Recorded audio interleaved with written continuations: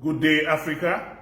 I am here this morning to address the African presidents, and I specifically am calling out the President of South Africa, who is the President of the African Union, and indeed all African presidents, that you must decide to either walk in the light of creative altruism or we all perish in the darkness of destructive selfishness.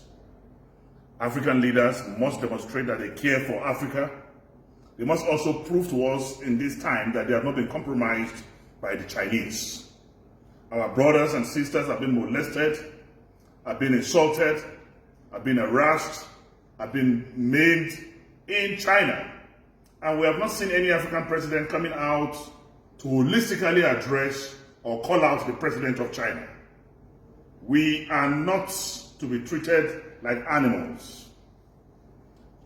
The present generation of Africans are not the same generation of Africans that were stolen and taken in slave trade so many decades and centuries ago. We will not allow this to continue. It is an opportunity for African presidents to rally around Africa at this time and defend Africans in China. What we are seeing on the social media and in the mainstream media, the treatment meted on our brothers and sisters across Africa is unacceptable to Africans, it's unacceptable to us in Nigeria. We are using this opportunity to call on African presidents to quickly become born again and begin to take issues that concern Africans as seriously. You must practice what I call African diplomacy, African citizen diplomacy. You must protect Africans anywhere in the world, except if you have all been compromised by China. This is a call on all presidents of Africa, through the instrumentality of the African Union, to wake up from their slumber. I pray the Almighty God will make this whole COVID-19 thing come to an end. We are resorting to prayer, we are resorting to God, who is the supreme controller of the universe, and our belief is that He will rescue us. This day, I remember Mugabe, and I wish Nelson Mandela is still alive. Will he keep silent in the face of obvious obscurity? Will he keep quiet in times like this, in times of vicissitude and vacillation against Africans in China?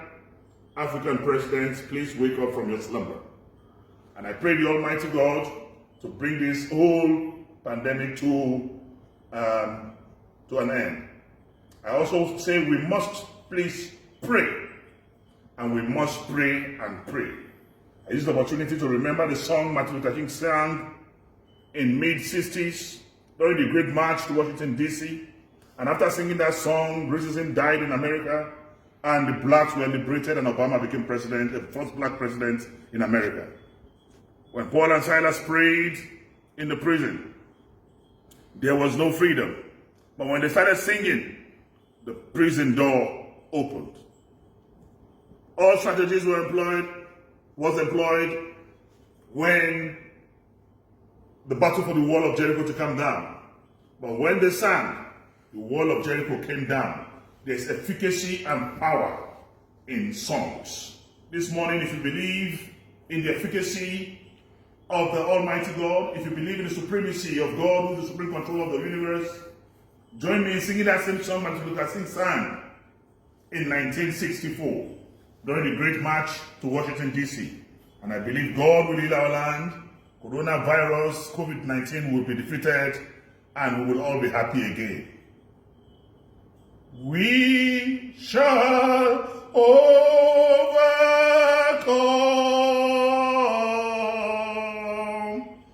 We shall overcome.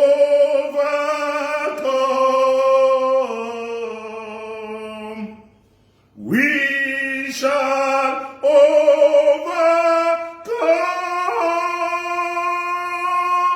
someday.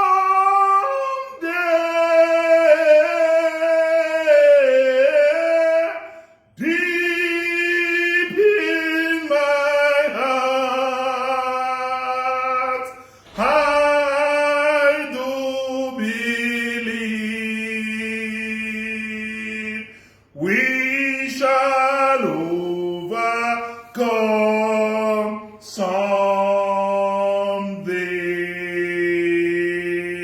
Saluta continua, Victoria Asata. I am Dino Melai.